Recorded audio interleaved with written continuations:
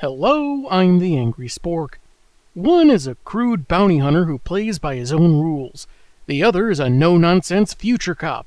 What happens when these clashing personalities have to raise a baby chimpanzee? Share a one-shot story. I'm taking issue with Lobo / Judge Dredd, Psycho Bikers versus the Mutants from Hell. Let's see if this comic makes us want to turn the page, or turn our heads.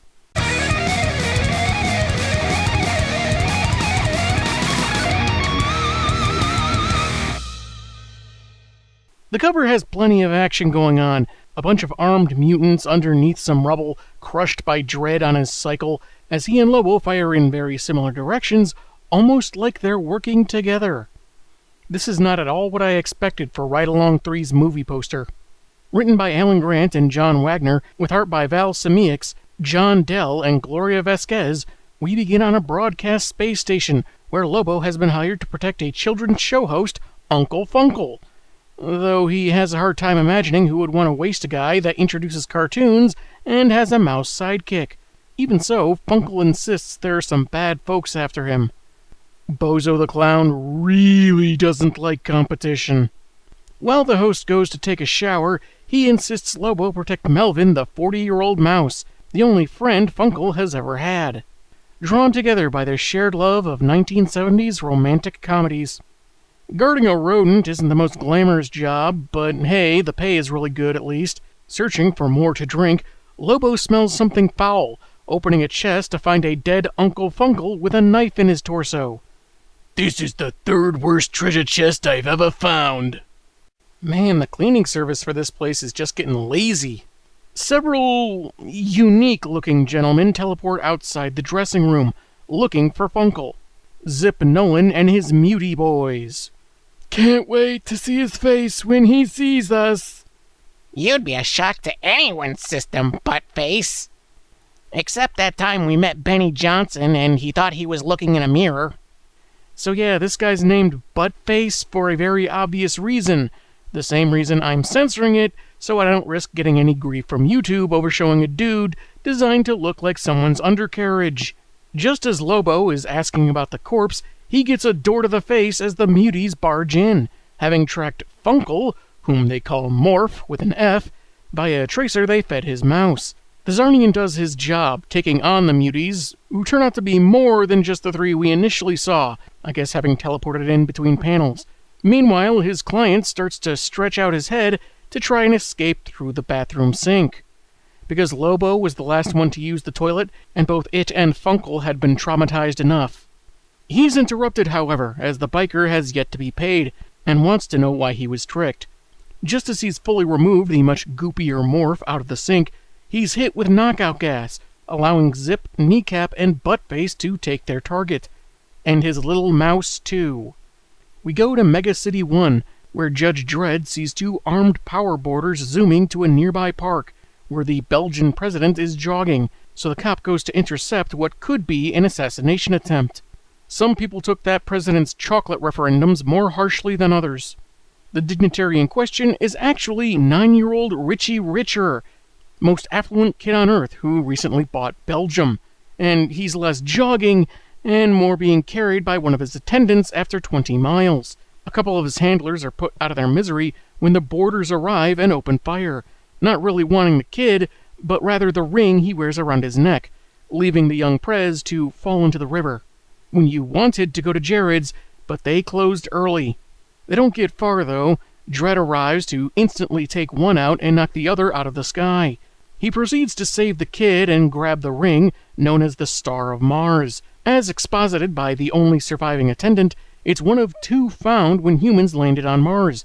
This one kept in private hands, while the other was stored in Mega City 1 until it was lost in the Great Atom War, which was really just a really heated online argument between a bunch of DC Comics nerds about which character was cooler. Ray Palmer Atom, Ryan Choi Atom, Captain Atom, or Atom Smasher. Rumor has it the rings were created by an ancient race holding great power, but they've never been unlocked. And Junior here is strolling about with a priceless relic in broad daylight with a bunch of clowns for bodyguards? Only because the mimes were booked for the next 3 weeks. The judge is tempted to arrest the kid for such carelessness, but settles for calling in round-the-clock security, anticipating more trouble is on the way. We go beneath the city to the ruins of old New York, paved over after the aforementioned Atom War, now home to fugitives, mutants, and other such derelicts. It's here that Zip and his remaining crew return with Morph, and taking him before their leader, Mad Murph, who happens to be the shapeshifter's brother. He's outraged that his younger sibling took off to another dimension when he was needed, and threatens him with a crimson blast from the other star of Mars. Morph would rather accept death than steal the other ring for him, as the one he already possesses has turned him into a menacing skeletal shade of his former self. What would Mother say? Nothing. She's dead. Am I the only one confused by this Captain Planet reboot? He'd never admit it, but Glob Herman really regrets having dropped out of the Jean Grey School for Higher Learning. Since he found the lost star of Mars and awakened its power, Mad Murph is convinced it's his destiny to smite the city above that has banned them from the surface. Despite the abuse, the Sludge Man is resistant, until Zip traps his furry buddy Melvin in his mouth, which gets him to cooperate. I knew you'd come around, Morph. Little brothers should always do what they're told, don't you think? As the youngest in my family, I'm not saying anything like this has happened to me, but I will say it still feels awfully relatable. Waking up to a room of dead opponents, Lobo worries about the effect on his rep if word got out he failed a job, specifically protecting a mouse, and the whole not getting paid thing. Yet he sees one of the mutants wearing a dimensional jump belt, so decides to use it to track down his client and get the jump on the dweebs that surprised him. Oh, there's nothing like revenge for getting back at people. I don't know, vengeance is pretty good. In the presidential suite of one of Megacity 1's ritzy hotels, Richie is refusing to sleep, despite doctor's orders after the contaminants he picked up. He goes on to insult his attendant, calling her stupid and ugly, but eventually agrees to a bedtime story anyway. It would have been so easy to pass off his snotty behavior as something that resulted from the apparently unsafe river water and then push for a frontal lobotomy. The woman excuses herself for a moment to the bathroom, where she laments having this kid in charge of her home country. Sacre bleu, that Belgium has come to this! I weep for my country! Having a spoiled, selfish, privileged brat with no leadership qualifications in charge of your entire nation. If only I, an American living in 2026 who pays attention to things, could possibly relate to this. The toilet starts acting up until Morph pops out, muffling the attendant's attempts to scream. I don't remember eating that. I guess he can take people's shape but not their clothes, because he apparently strips her down so she's practically naked, which obviously I'm not going to show, then dons her dress to impersonate her for the president. When he walks out and picks up the big book of Belgian stories, the impatient child tells her to give him the story. So Morph lets him have it. With Richie unconscious, the shape-changer takes the ring and leaves, telling the judges on guard that the kid is napping so mustn't be disturbed while she goes out for a bit. Lobo, meanwhile, has transported his bike into a prison cell, but not arriving at the Earth he expected. He asks the occupant where they are while insulting him, and this just so happens to be Mean Machine Angel, who responds with his go-to, headbutting the stranger off his ride. Lobo respects the attack and responds in kind. I'd just love to stick around and treat you to a butt fest. Phrasing? But right now I'm hunting Funkle. So be very, very quiet. However, Angel is insistent on a duel of concussive craniums, so sets his dial to 3, vicious, and Lobo decides to indulge him some more. The sounds from their skull smacking has attracted some guards, who give Lobo an opening to hightail it. His new cyborg sparring partner, however, wasn't quite finished, latching onto his motorcycle as he flies away. Appreciating his tenacity, he offers a handshake of solidarity, and the one-armed man obliges, letting go and falling both for the trick and to the streets. That hurt here and here. An old woman stops to ask if he's okay, and Mean Angel is well enough to bonk her off her motorized cart and use it to chase his liberator/betrayer. He actually catches up pretty quickly, as Lobo is tracking Morph's scent into the Undercity. And he's not the only one, as Dredd, who picked up the APB on the escaped Angel and his unknown accomplice, calls in a medical team for the old lady, while he joins the pursuit. Though he does give her a ticket for littering. And loitering. Litter-oitering, they call it in the future. Morph returns to his older brother, changing out of the attendant's form and demanding Melvin back before handing over the ring. He's thrown a dead, squashed rodent, much to his horror, but it was just teasing from Murph, who gives the real Melvin back safe and sound in exchange for the president's ring. Upon entering their territory, Lobo is stopped by Murph's guards, threatened with death, but they don't get a chance to make good on that when he opens fire on a full-page spread. There are more mutants where they came from, some who even attack Mean Angel when he shows up, so he gets in on the fight too. Keep your stinking hands off of him! He's mine! Now Angel, no one likes a clingy buttist.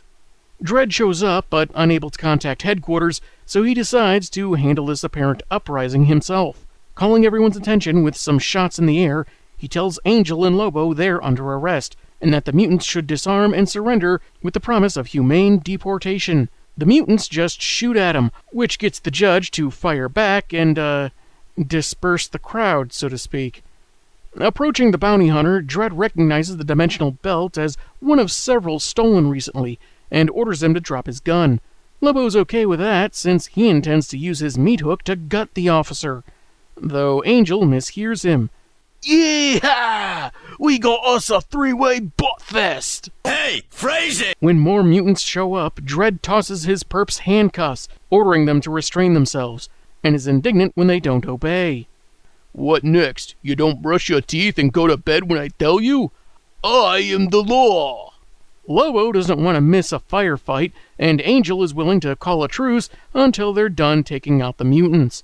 On a 2-page spread, the three unleash their fury on the outcasts, with Mean Machine brushing off Dredd's second warning and even suggesting that he and Lobo deserve a reward for helping kill muties. I might be a little late in pointing this out, but this book is not recommended reading for X-Men. Head bashing, gun blasting, Lobo having the time of his life, as Kneecap is disarmed. Zip is taken out, and Buttface gets a head colonoscopy courtesy of the main man's meat hook. Soon enough, he and Dredd have, coincidentally I guess, happened upon Murph at his throne. Judge Dredd himself. We are honored, brother. Though admittedly, I'm more partial to Carl Urban than Sylvester Stallone. With the mutants all taken care of, Mean Angel tries to resume his headbutting competition, but Lobo dodges, so he instead collides with Morph and the wall behind him. Mad Murph becomes infuriated by this interference, declaring himself omnipotent with the twin rings of Mars, as a black substance erupts around him. He uses it to attack his foes, tanking both Lobo's hook and Angel dialed up to 4 right through his transparent midsection. When Dredd tells him he'll do time for theft and organizing a revolt, Murph then uses the dark substance on the judge, beginning to crush him. Realizing his brother truly has gone cuckoo banana nutters, Morph struggles to figure out how to stop him, until Melvin draws his attention to some floral cloth. Of course! If I bring him a bouquet of his favorite flowers, he'll abandon his conquest of the city. Now where do I find some posies at this time of day? Declaring death to Dredd and all who oppose him, Murph is only stopped by... Murphy Smith, you put that judge down at once!